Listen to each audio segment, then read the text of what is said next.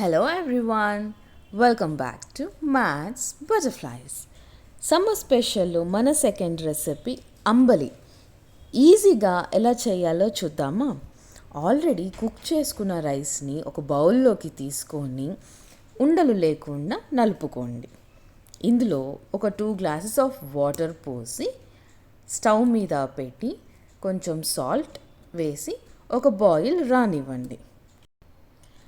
Rice boil అయ్యేలోపు ఒక బౌల్లో 2 టేబుల్ స్పూన్ రాగి పిండి తీసుకొని అందులో కొంచెం వాటర్ పోసి లూజ్గా కలిపి సైడ్కి పెట్టుకోండి.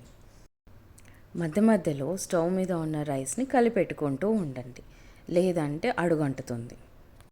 ఇదిగో రైస్ ఇలా బాయిల్ అయ్యాక మనం కలిపి పెట్టుకున్న రాగి పిండి వాటర్ని ఇందులో పోసేసి ఉండలు కట్టకుండా బాగా కలుపుకోండి.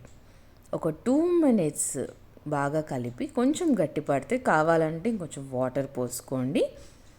నాకైతే ఈ కన్సిస్టెన్సీ సరిపోయింది. ఒక 2-3 minutes బాయిల్ అవ్వనివ్వండి. ఇదిగో ఇలాగ బాయిల్ అయ్యాక తీసి పక్కన పెట్టేసుకొని ఫ్యాన్ కింద పెట్టేసి చల్లారిపోద్ది. ఒక 1/2 hour టైం తీసుకుంది నాకైతే.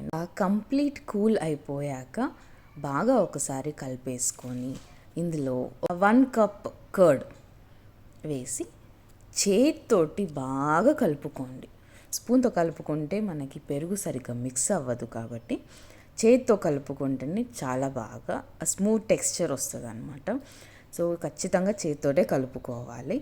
కొని వాటర్ యాడ్ చేసుకోండి. సాల్ట్ చూసుకొని అడ్జస్ట్ చేసుకోండి.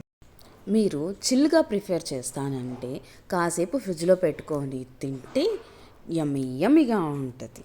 Happy summer.